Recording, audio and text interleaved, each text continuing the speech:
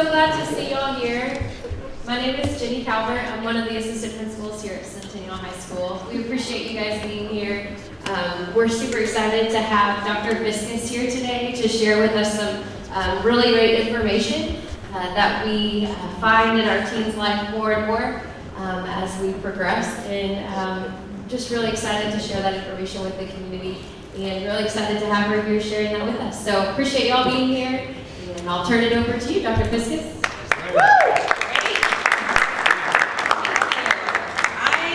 I'm really excited that you all are here, and I'm excited to be here. This is just a really important topic, and something that I think you'll be surprised to learn about, even you guys who think you might know everything there is to know about this stuff. I think you'll learn something from this. So just by way of background, I'm a pediatrician by training. My practice used to be literally down the road in Cool Springs for about 17 years. And 2 years ago next week, I went to the State Department of Health, where I am now Deputy Medical Director for the Division of Family Health and Wellness there. And so I cover a bunch of different areas, but tobacco prevention is one of those, and one that I'm particularly passionate about. I've lived in Williamson County for almost 20 years. I have teenagers that are at HIgh School, and they probably love that I'm doing this little tour around the high schools and letting everyone know that they're my kids. But it's really important. So I really commend Centennial HIgh School's administration for giving me a call to come down, and the baseball coach for making sure that his folks show up, and for all of you being here. So this is pretty informal, and you can feel free to interrupt me as you need to. And there we go. Okay. So one really important thing to know about the tobacco industry in Tennessee, which is obviously a very large industry in the South, is that they have very intentionally been targeting kids for a very long time. So this is back a statement in 1981 that says it's important to know as much as possible about teenage smoking patterns and attitudes. Today's teenager is tomorrow's potential regular customer, and the overwhelming majority of smokers first begin to smoke while in their teens. And we know that if we can keep kids from smoking at least to age 18, there's a very little chance that they'll become lifelong smokers. And so that is our goal, is to keep kids from smoking ever, but especially to keep them away from tobacco and nicotine products before the age of 18. So talking a little bit about kind of where we've come from, this is information from the Youth Risk Behavior Survey, and it's a survey of teenagers across the state that's done in the high schools every other year. So the most recent one was 2017.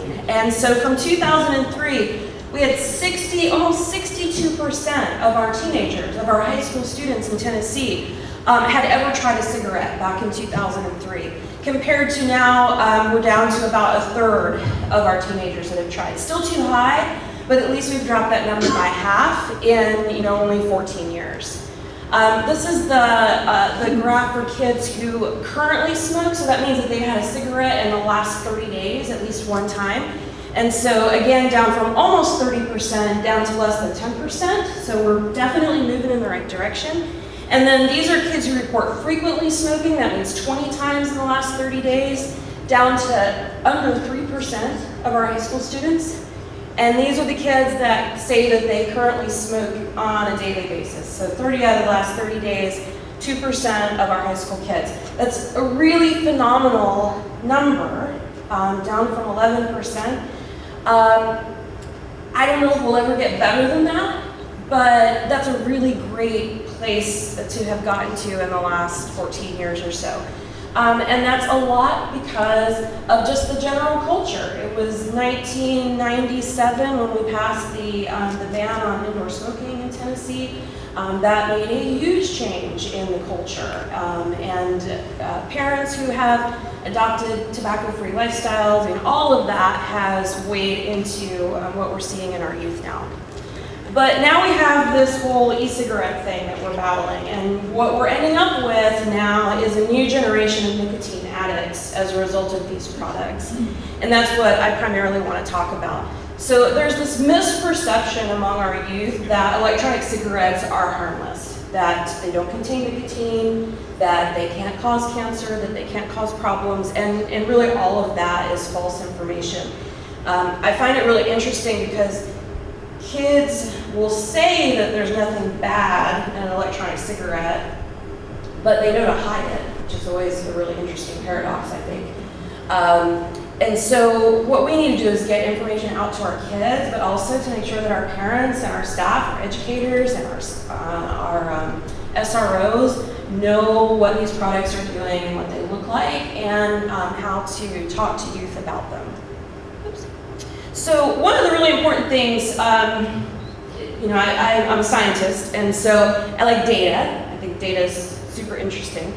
And there's a lot of conflicting information out there, and it's really important that you know where your data is coming from and really understand how to interpret that. So if you look at these two graphs, and I realize you can't really see the small print, and that's fine.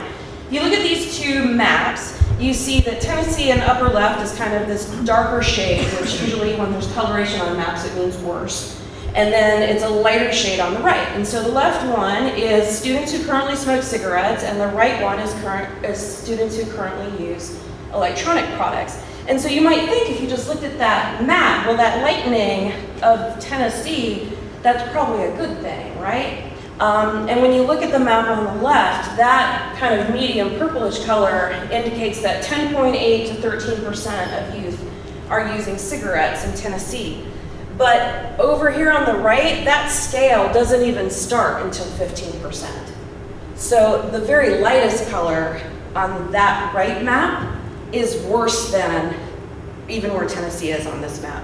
So when you look at this one, that light purple color says that 21 to 23% of Tennessee kids are using electronic products. So it's really important to understand when you're looking at things to understand what they're talking about and what their frame of reference is, and make sure that we're always looking kind of apples to apples.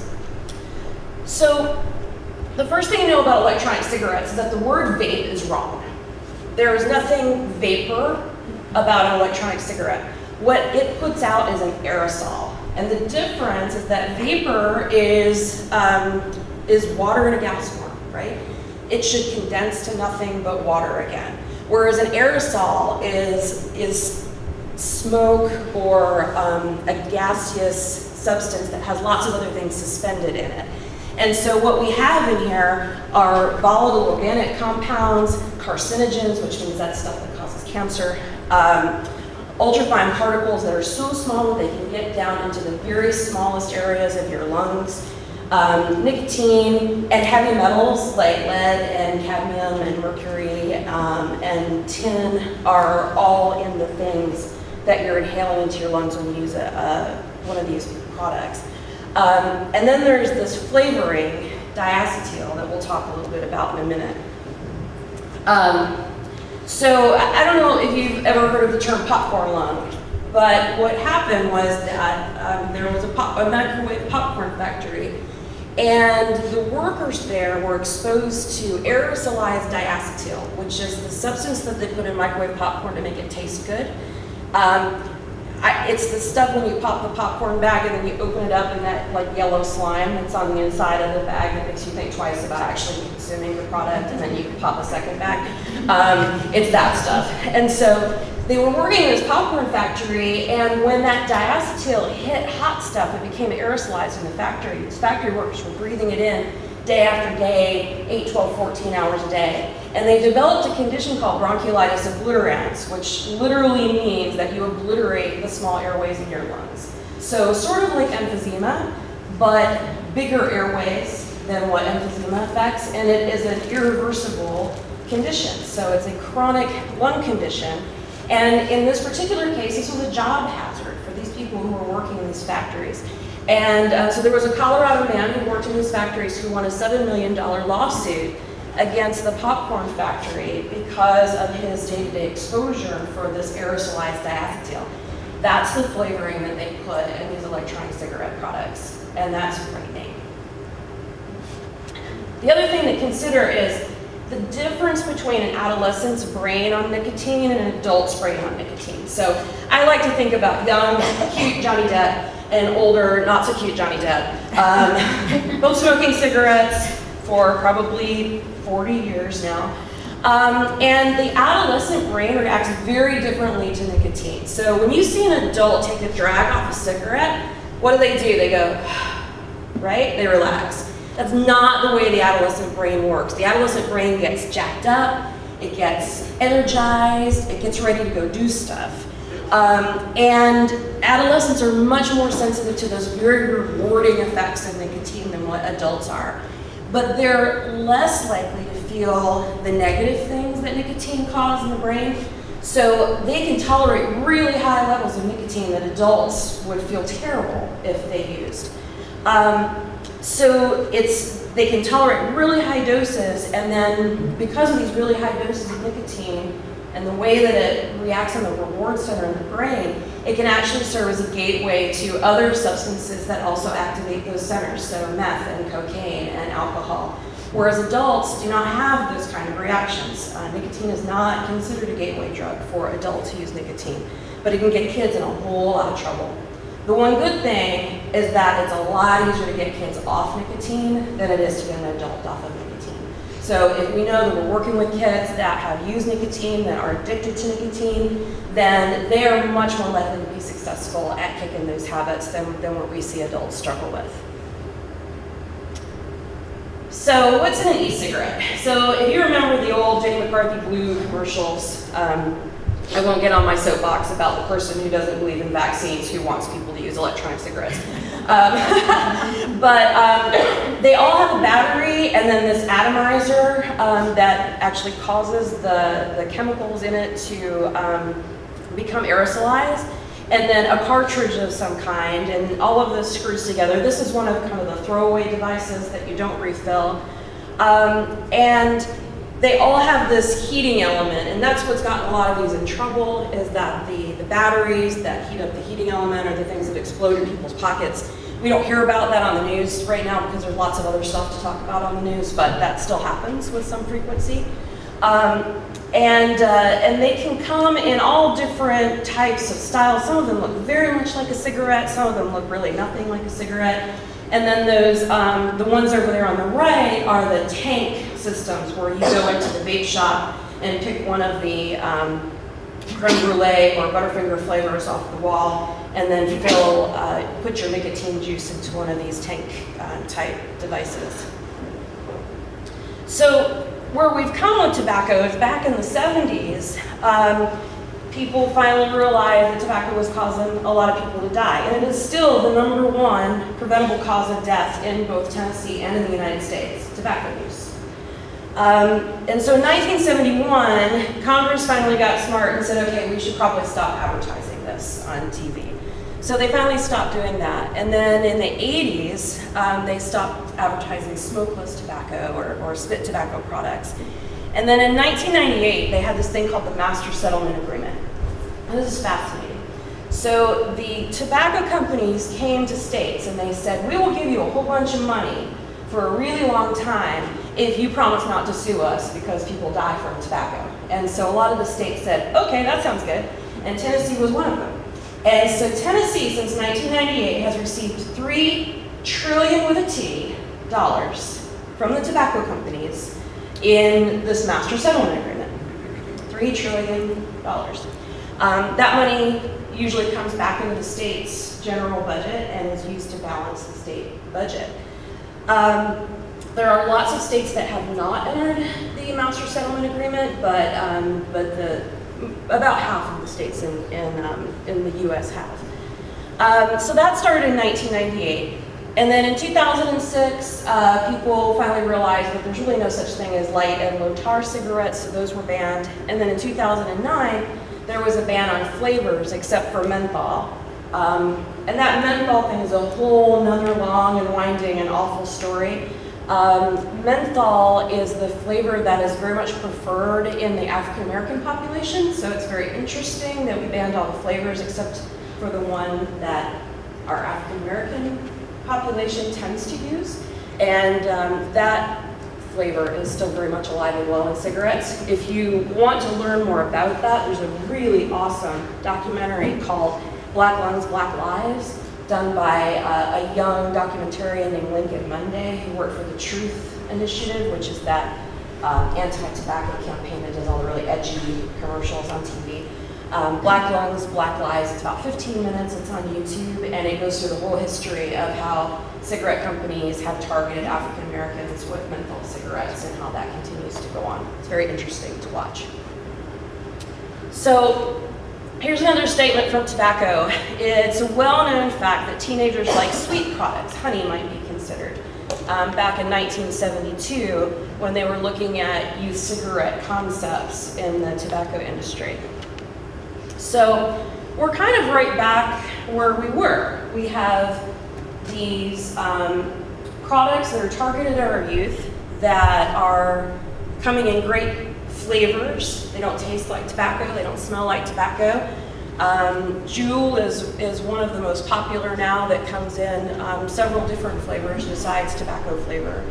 And there is no ban or any control or regulation over any of the flavorings for these products. And so they are right out there ready to get our kids hooked on these. I've always said that I don't think it's the 40-year-old account executive who's trying to get off tobacco who is in his corner office smoking a Tutti Frutti e-cigarette. There is nothing in this except targeting kids. So we've seen these kinds of flavors now, and they all look like things that kids might buy. I mean, that Boom Boom up in the upper left, I've seen something that looks just like that on that ice cream truck that goes around my neighborhood. I'm really concerned about chicken and waffles. I just think there's something inherently wrong with smoking something that smells like chicken and waffles. But lots of really enticing products for kids. And when kids go online, 94% of the time they're successful in buying these products. And so you think about our kids, like how many of you guys have ever gotten a Visa gift card for your birthday or for Christmas or something? Yeah, all of you, right? So you can go on to the internet with your Visa gift card that your grandma gave you thinking you're gonna go buy socks and underwear and go to the JUUL site or some other e-cigarette site and purchase that, lie about your birthday, and get something sent in the mail to you, and there's nothing to stop that from happening. So as a result of all of this, now we have a population of kids that are getting hooked on really high doses of nicotine. So more than 2 million middle and high school kids in the United States are using these products. 40% of teenagers in Tennessee have tried these products. 4% of middle school kids are using them, and more than 1 in 10 of our high school kids on a regular basis. And the most important thing to know is that youth are way more likely to use these products than adults. So the vaping industry will come back and say, but these products are stopping cancer, they're getting adults off of cigarettes. That may be true in some cases, but 3.2% of adults are using electronic cigarettes. 3.2 compared to 4% of our middle schoolers and 11% of our high school kids. So I have a really hard time accepting that this is a product that needs to be around because it needs to help adults get off cigarettes. 58% of adults who use electronic cigarettes are also smoking at the same time. So what does that mean? That means, well, you're at your job and you had to go outside for a smoke break to use a cigarette, which you still do, but now you can also do it indoors because they're not included in Tennessee's Indoor Non-Smokers Protection Act. So you actually increase your nicotine consumption because now you can do it way more often than what you were able to do when you were using combustible cigarettes. Only about 30% of adults who use electronic cigarettes are former smokers. 11% never smoked at all and picked up electronic cigarettes as a new nicotine habit instead. So, how many of you have heard or seen of a JUUL? I know all of you guys have seen a JUUL, right? Okay, adults, how many of you guys? Okay, so that's about what I've seen, like maybe half, some audiences maybe less than that. So this is the product that you really need to know about. So JUUL is an electronic cigarette And the kids don't call it an electronic cigarette or an e-cig, they'll call it a vape or they call it a JUUL. So when we ask questions on things like the Youth Risk Behavior Survey about do you use an electronic cigarette, they will likely say no, because that's not what they consider this to be. And so using one of these products is called JUULing or vaping. And it's a very slick little device. It looks a lot like a USB drive, and it plugs into the side of your computer or a USB port to charge. And then you plug in a little pod that contains the nicotine juice, and you can use it to vape.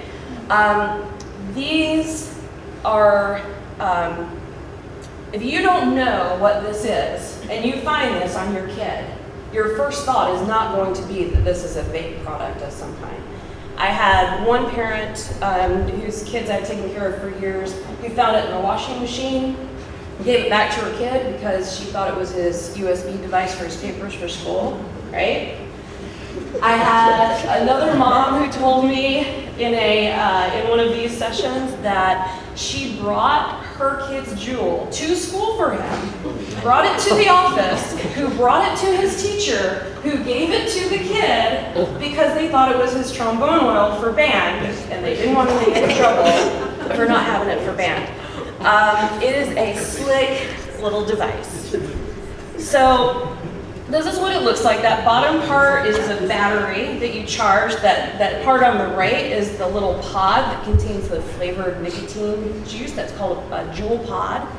And it has a little cover on it that's different colors, tell you what flavor it is. You take off the cover, you stick it into the thingamajigger there, and then there's a coil and a chimney, and it aerosolizes the nicotine juice that's in there. And these put out very little vapor, or very little aerosol. So, you know, you've all been behind a car with the windows down where you can tell someone's vaping because you get the cloud that comes out, right? Like no cigarette has ever done the cloud that you see with a JUUL or with a vape device. These put out very little aerosol. So kids can actually do this in class and not get caught. You guys are laughing so hard, it concerns me. They can do it in class and not get caught. They make t-shirts where there's a little pocket right here where you can stick your JUUL and just lean down and take a hit off of it and then exhale into your shirt so that it doesn't come out. Girls put it in their bra, right guys? Put it in their bra right here so that they can lean down in class and take a hit off of it. And if you walk by and it's like, what is that berry flavor? Oh, that's my hand sanitizer that I just used. So they are very sneaky about using these products. So here's where the real frightening stuff is. So a 4-pack of JUUL pods is cheaper than buying 4 packs of cigarettes in the state of Tennessee. And you can get them online. And then these contain nicotine, they all contain nicotine. Benzoic acid, which is something they put into it to cool the irritation in your throat when you're using these products. These have extremely high levels of nicotine. And without that benzoic acid, you wouldn't be able to tolerate it. So they put that in to help disguise that. They have glycerol in them. That's part of what gets aerosolized to make the little cloud. They have propylene glycol, also found in antifreeze. That also gets aerosolized. Natural oils to make it smell or look or sound, I don't know, healthy. I don't know why they're in there. And extracts and flavors, and then we really don't know what else. And so 3.2 million devices are sold every month in the United States. And they are over 70% of the electronic cigarette market. That's so frightening because I made this slide initially about 6 months ago, and they were 30% of the market. Now we're over 70% of the market. And they've had a 641% sales increase in 1 year. This is really, really troublesome. Israel has actually banned this product, the sale and import of this product into their country only 5 months after they came to Israel because they realized what a huge problem this product was. So what's the difference between what a JUUL does and what kind of your standard vape does? For starters, a JUUL has salt-based nicotine in it, so this is the kind of nicotine that is much more freely available to your brain, so you get a bigger, faster, harder hit of nicotine than the freebase nicotine that you get in the vape shops that you pour into your devices. And there's 59 milligrams per milliliter of nicotine. A milliliter is about a fifth of a teaspoon. 59 milliliters of nicotine, or milligrams of nicotine in a milliliter in a JUUL, and between 0 and 36 milligrams of nicotine in what you can buy in a vape store.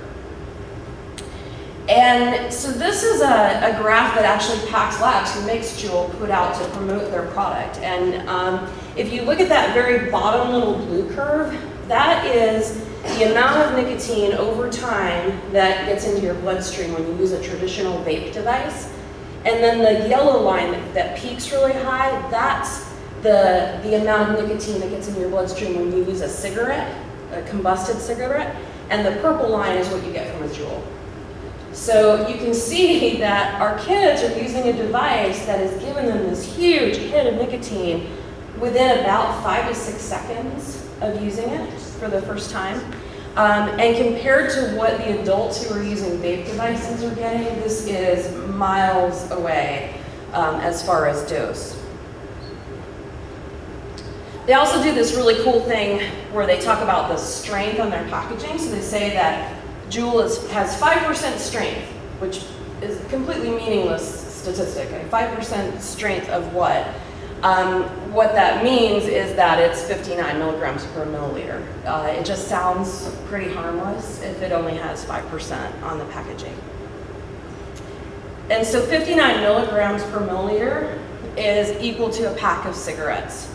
So one JUUL device, one JUUL pod, which has about 200 puffs in it, is the same as smoking an entire pack of cigarettes. And so we can very, very easily get kids on a pack or 2 pack a day habit from using one of these devices. They taste good, they're easy, they make you feel really good when you're using them, and then you're hooked, and that's it. So we've got kids not only having very high levels of nicotine addiction, but also taking in massive quantities of all those other things that are suspended in this aerosol that they're inhaling that's really not meant to be inhaled into anyone's lungs. So some people wonder about, well, what happens if I just use an e-cigarette or a JUUL around someone else? So we have the same problems with secondhand and third-hand exposure with electronic products that we do with cigarettes. In fact, they did a really interesting study where they went into a bar that didn't allow combusted cigarettes, but they allowed vape devices. And they let everybody use their vape, and in the morning they went back into the bar and they wiped down all the surfaces, and they were covered in carcinogens, cancer-causing materials, heavy metals, lead, cadmium, and lots of things that you know, if you think about, okay, I did this in my house and now I have my grandchild or my little sister or my baby crawling around on those surfaces, that's what those kids are absorbing then through their skin, or when they put their hands on a surface and put their hands in their mouth, that's what we're exposing them to. So they're not harmless even in secondhand or third-hand kind of situations. And then we have all of these nicotine poisonings because this stuff smells good and it looks good and it's packaged like candy, and so little kids are curious and they go into their parents' purse or get something out of the glove box in their car and they drink them. And a teaspoon of one of these products can kill a toddler. A teaspoon. That's pretty amazing. When you think about, that would be the equivalent of that child ingesting 4 packs of cigarettes if they ingested a teaspoon of liquid nicotine from one of these bottles. So just between January of last year and September 30th, there were almost 1,800 poisonings in the United States of small children because of ingestion of nicotine products.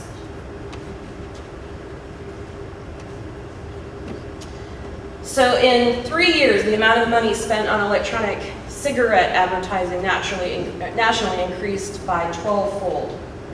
Of that $3 trillion that the state of Tennessee has received in MSA funds since 1998, the state of Tennessee Department of Health has received $20 million of that, of the $3 trillion, to fight tobacco in Tennessee. So in the last 10 years, there's been $900 million brought into the state, and we have used 2% of that to fight tobacco, to educate people, to try to keep our kids from becoming the next generation that is addicted to cigarettes. They're allowed on TV, on radio, in magazines, online. They're very crafty, the tobacco companies. They will place people in social media posts that have nothing to do with advertising e-cigarettes, but they're using an e-cigarette, doing something cool. So it's not direct advertising about the product, but they're putting a presence out there on social media for the kids to see. And then this advertising suggests that, hey, this is new, this is edgy, this is a rebellious thing to do. And it's very much like the advertising that we used to see with the cigarettes. Lucky Strike in blue, this one disturbs me greatly. Why quit? Switch to blue. And then, get your freedom from using these. And this is my favorite one because it looks so natural. We're not going to talk about the fact that the woman on the left is also giving her dog sinus cancer from smoking around her dog, but it's green, so it must be healthy, it must be better for you than what a cigarette is. So we're seeing these in schools. The administrators here can tell you that they confiscate them widely. We're trying to get SROs, the student resource officers, more aware of the products. I think largely they are aware of them. But the industry is going to keep evolving these products faster. It's whack-a-mole, faster than what we can keep up with them. And changing the looks and changing the technology.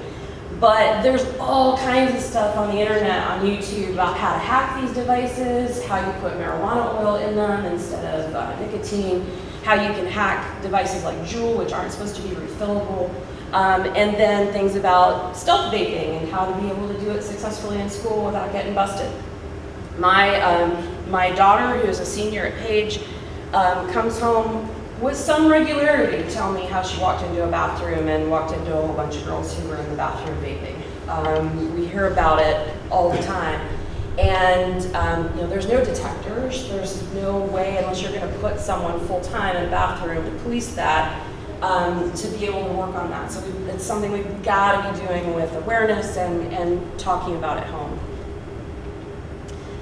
Just a couple words about e-hookah. If you know anything about hookah, that is when tobacco is bubbled up through water and usually done in like a long session where everybody has a mouthpiece. And so we now have electronic hookah that does the same thing. We bubble up nicotine juice, and some of these devices are pretty cool looking. I would be intrigued if I saw one of these and want to know what that was.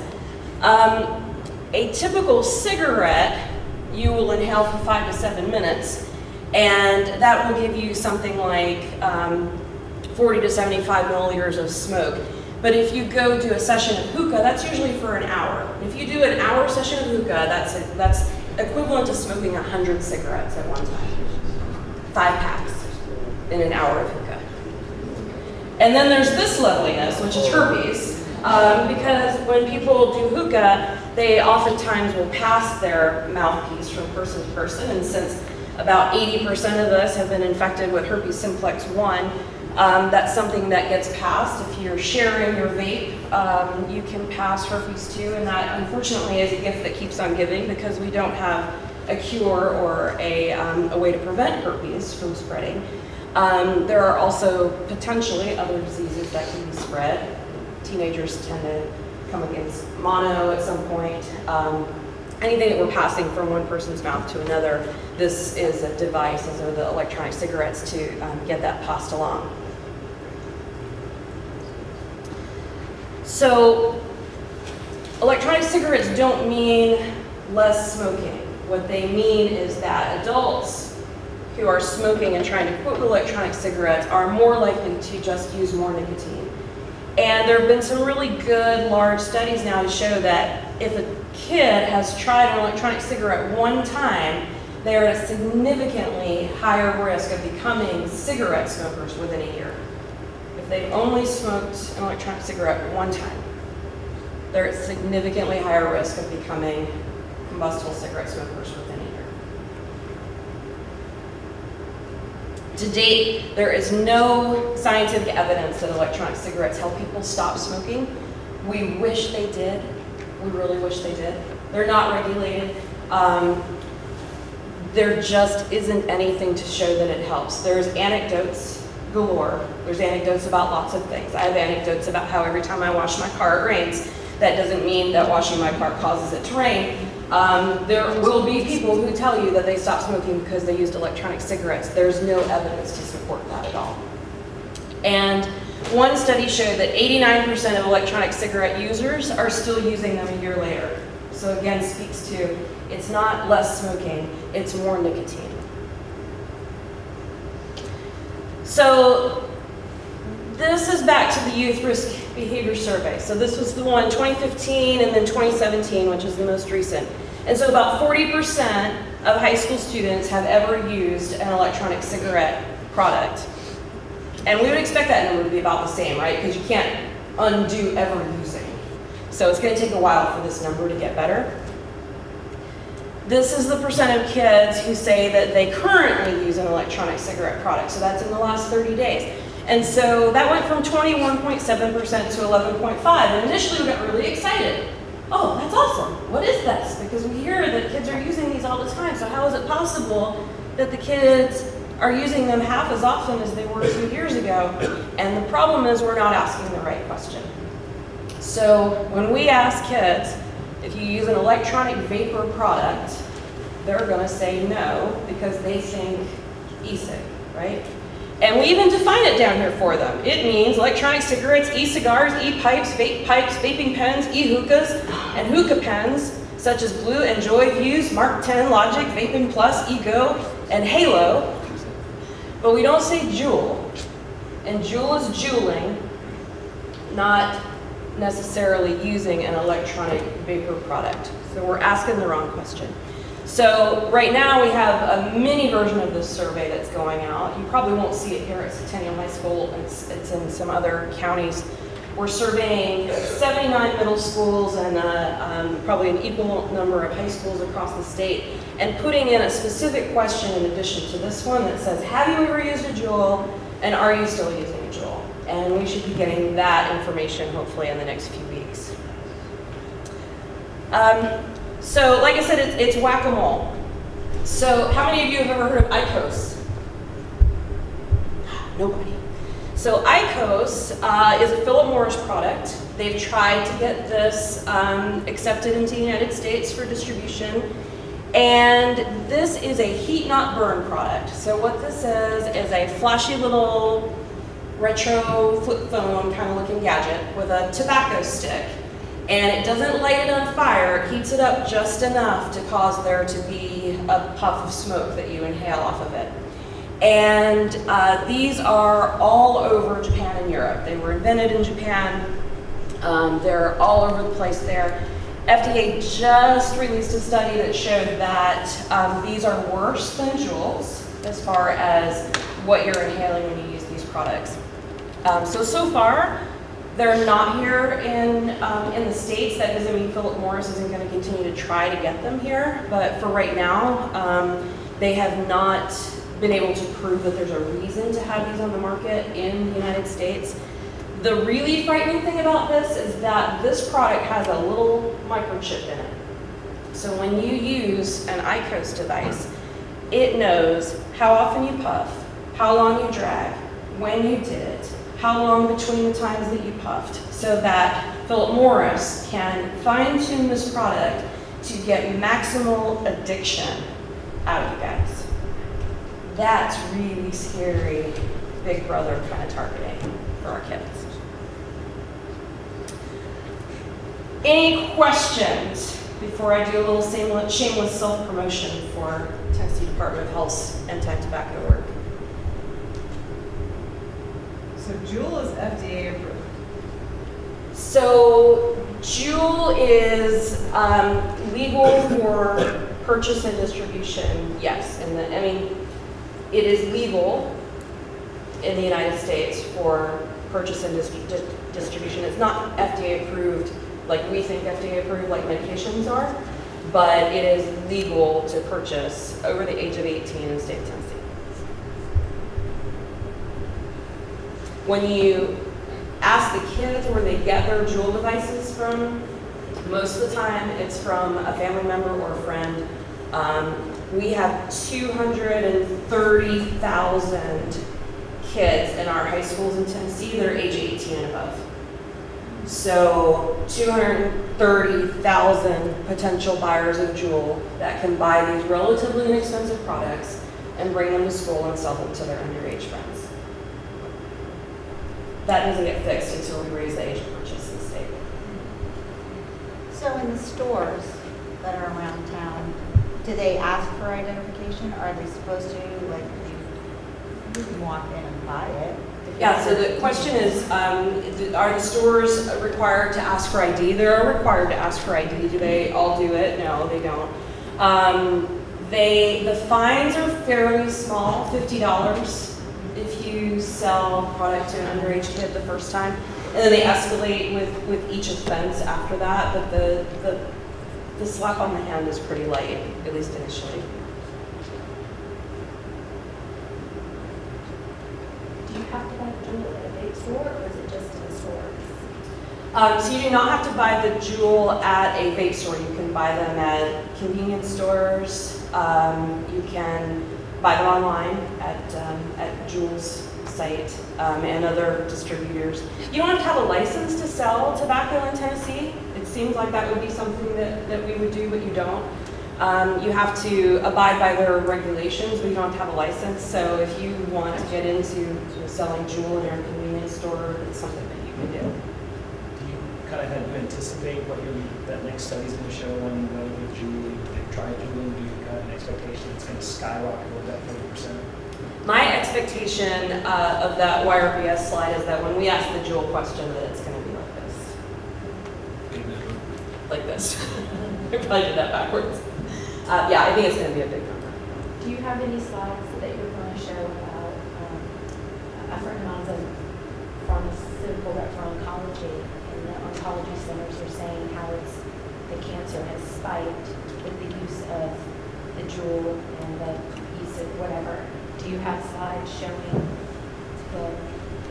Yeah, so we don't have long-term data on these products yet because they've really not been around long enough to be able to show a lot of long-term cause and effect.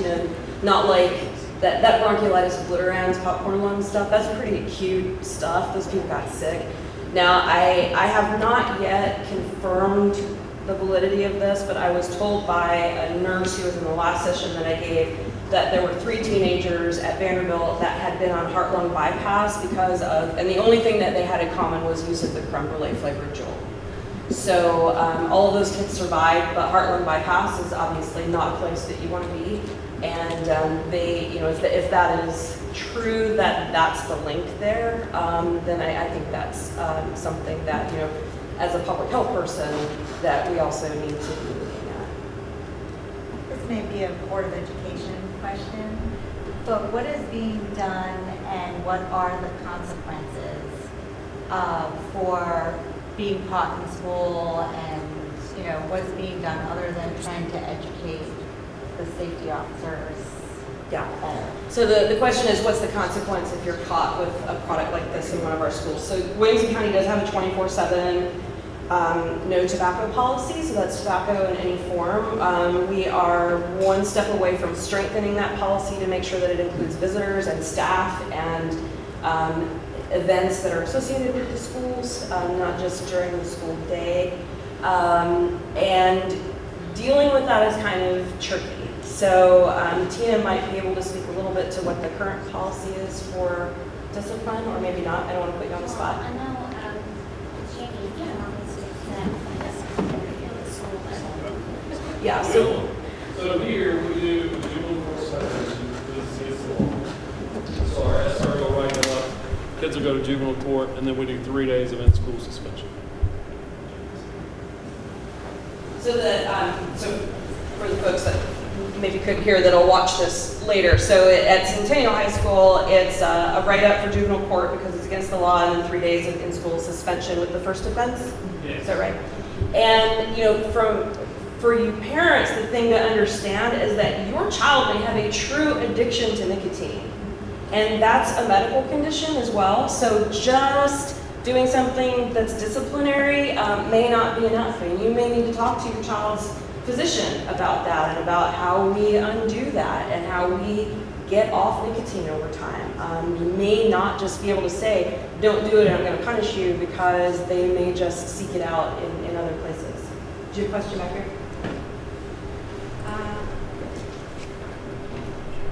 She was wondering, so since they know it's bad, why do they still sell it? So the question is, so if the retailers know that it's bad, why is it still being sold, or just why do we allow it? Because of this. The teenagers or the kids say, Mom, it's not bad because in the store they are. Selling it. Yeah, it's right out there, for you. Nobody's hiding it in the stores. So, money drives everything, right? Tobacco is big business. They've got lots of money in advertising. They have lots of money in lobbyists. If you look at the Black Lives, Black Lives video, you'll see that they have lots of money in federal government. And so they have very deep ties. It's a big tobacco agriculture state. So even though, this is not tobacco leaf that they're dealing with here, there is a culture in the South that accepts use of tobacco products, and we are one of the states. We're 43rd in the nation for tobacco use out of 50 states, so 43rd highest in the country for tobacco use. We're right up there with all the other southeastern states. The people who own the vape shops a lot of times are very much under the impression that they are helping people quit tobacco. We just don't have any data to support that that's actually what's happening. Yo quiero hacer un comentario que no quiero molestar a las personas, no lo quiero hacer. Tú comentas. Alright, so she was saying that she wanted to make a comment, but she didn't want to make other people mad or upset about what she says. Okay. Yo quiero hacerlo con mucho respeto. She wants to comment with a lot of respect. Mire que en muchas ocasiones cuando yo me pongo a pensar en este tipo de cosas, With her, in many occasions, she starts to think about these products and stuff. yo lo siento como un terrorismo. She feels like it's terrorism. Porque a veces estar envenenando a nuestros niños, a nuestros jóvenes, a nuestros Because adultos. it's poisoning our children, adults, and other people that use it. Y que nosotros como papás a veces estamos permitiendo que ese veneno esté entrando en nuestras familias. And sometimes as parents, we let that poison get into our families and our kids. Entonces estamos permitiendo que nuestras familias sean envenenadas con cosas tan fantásticas y tan bonitas puestas en la televisión. So yeah, so she's saying that they're letting kids get poisoned by stuff that seems so great and stuff, it's healthy, but it's really not. A veces tenemos miedo de que pongan una bomba en un edificio, en un avión. So sometimes we're afraid for people to put a bomb in a building or in a plane, Pero nosotros mismos estamos dando permiso de que ese veneno esté entrando en nuestra but familia. we ourselves are giving permission for that poison to be in our possession. Lo mismo el tabaco o todo este tipo de cosas Same como with el alcohol. tobacco, other stuff like alcohol, and a bunch Igual of- que las cosas que dejamos que los niños vean en el internet. and a bunch of stuff we let kids see on the internet. Yo que los niños pequeños desde bebés estén usando el celular. And like letting little kids as like child, like 2-3-year-olds using phones. Entonces nosotros estamos abriendo las puertas a que todo eso pase en nuestras familias. So we're opening the doors to that, all that stuff happen to kids and everybody. Y nosotros nos cubrimos diciendo quiero que mis niños se vean nice o que tengan la oportunidad que tienen en todas las demás partes. O sea, yo quiero que mis hijos no se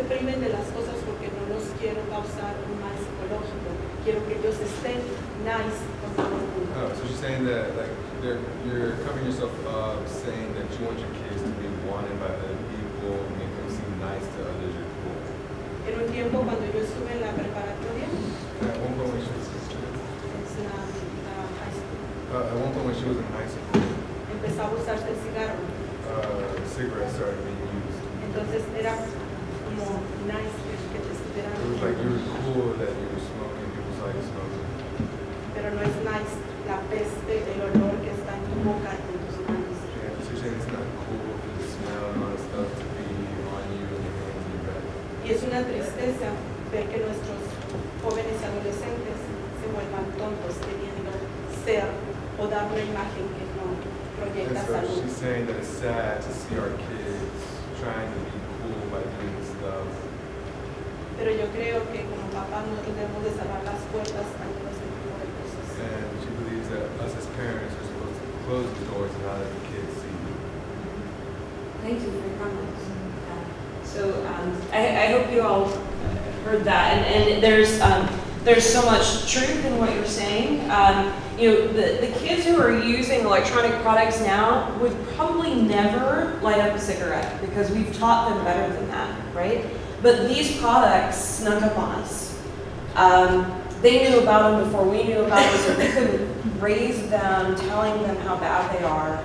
And now we've got to catch up to get back to this. And I think there's always been a product of some kind that kids have used because it's cool and against what their parents want, since probably the dawn of time there's been something.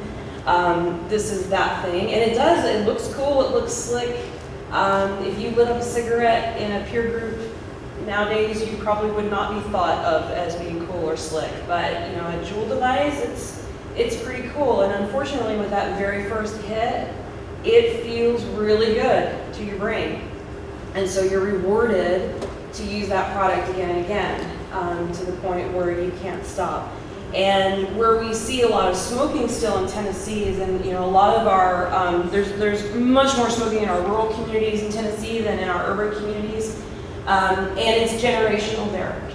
The grandparents did it, the parents do it, and then before you know it, the 10 or 11-year-old has snuck a cigarette out of your purse and has gone to use it. And that first time the nicotine hits your head, that's something that rewards you to go back and repeat that behavior. So it's, but you're exactly right. Parents need to find a way to close the door so that we can raise healthy kids that don't end up with bad stuff like bronchiolitis obliterans to really ruin their adulthood with chronic lung disease and addiction and all the other things that these products bring. So I appreciate your comments very much.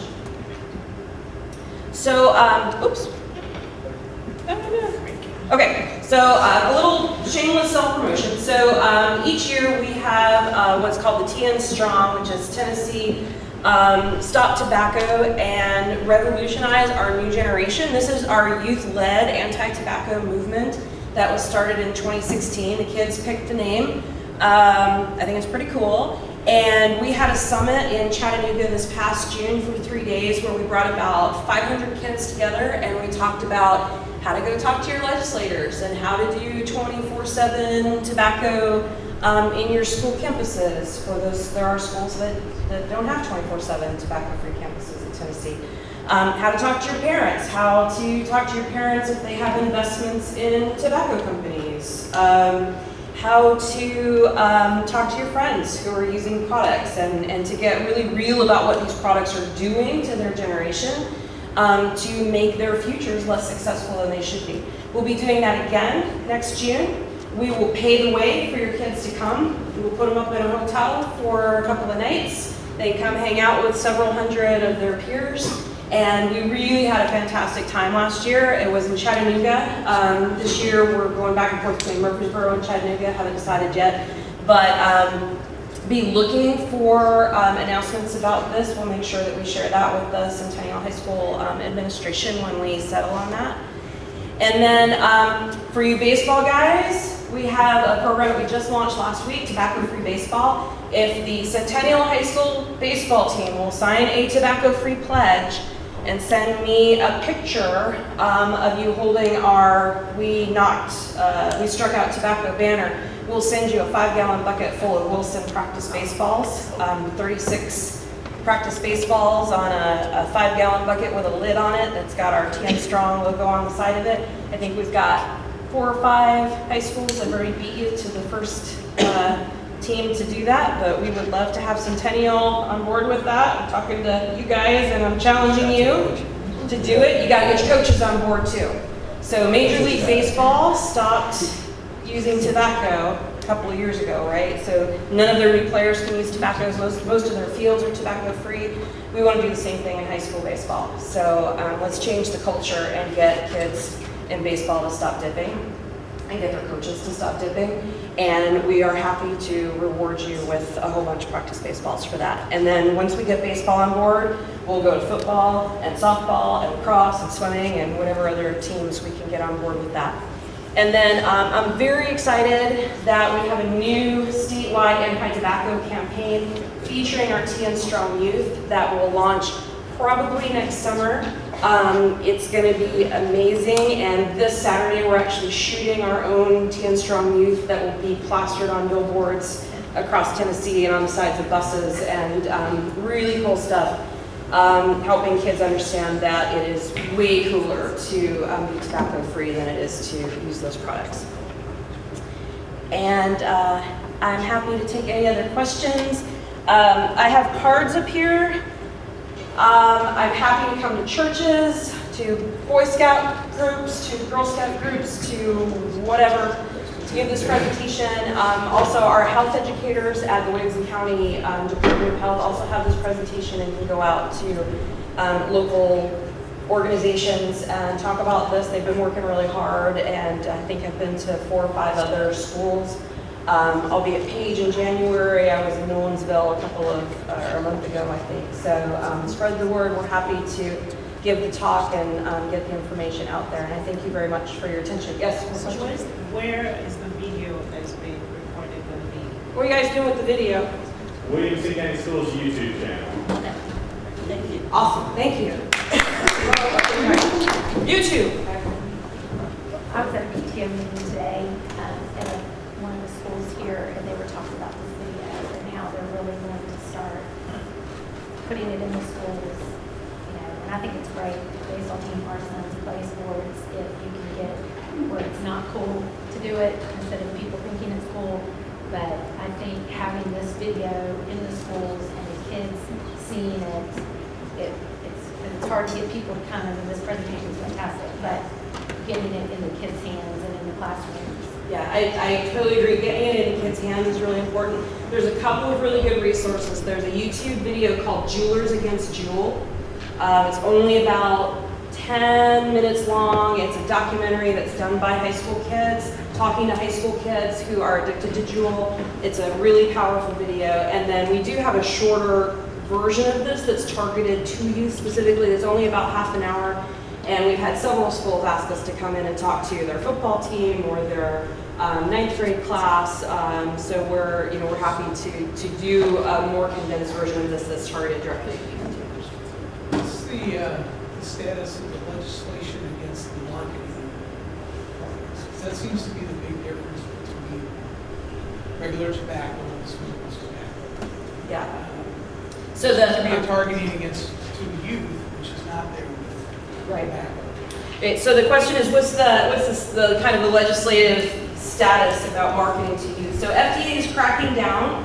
My concern is it's not going to happen quickly enough, but they have gone to 5 different manufacturers of similar products and told them that they have to give them a plan within 30 days of how to prevent youth from obtaining their products.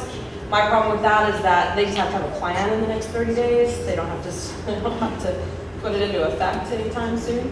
I'm not aware of any federal legislation to work on the marketing of these products or the sale of these products.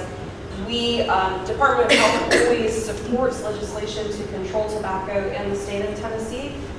Interesting fun fact about legislation around tobacco in Tennessee is it almost always goes to the House Sub-Ag Committee first. So when tobacco legislation goes to the House Committee on Agriculture, it often dies of a second and never moves out of that committee. So we have a very tall climb to get anti-tobacco legislation passed in Tennessee, but we continue to work on that. So things that would help locally would be raising the sale age. If we even had a tobacco 19 law, we would get 230 legal buyers out of our high schools. That would be a huge step towards stopping underage use of these products, including electronic products in the Non-Smokers Protection Act, so that we're not using them inside where there's secondhand smoking, where kids are being exposed to people in the act of using those products and thinking that maybe they're cooler than they are. Raising the tax. We have one of the lowest tobacco taxes in the United States. Our tax is 62 cents a pack on combustible cigarettes. New York, I think, raised theirs to $13 a pack. There are no kids in New York buying tobacco, I guarantee it. But we have cheap tobacco here. There's no plans to just put in the same restraints as tobacco. It seems like it's just a cigarette under a different. Right. Yeah. So the question is, why isn't it just regulated like tobacco? It seems like it should be regulated like tobacco, and in some ways it is regulated like tobacco. But they have also gained a very powerful lobby now, and so it's called Smoke Free Tennessee is the pro-vape lobby.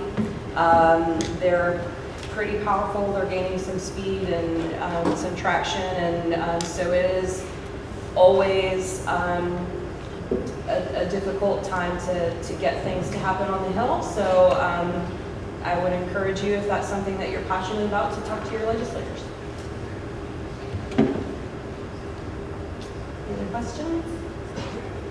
All right, I expect to see your tobacco-free pledge coming to my inbox so I can come out here with, I will personally come out here with your bucket of balls if I see your pledge, okay? All right, awesome. All right.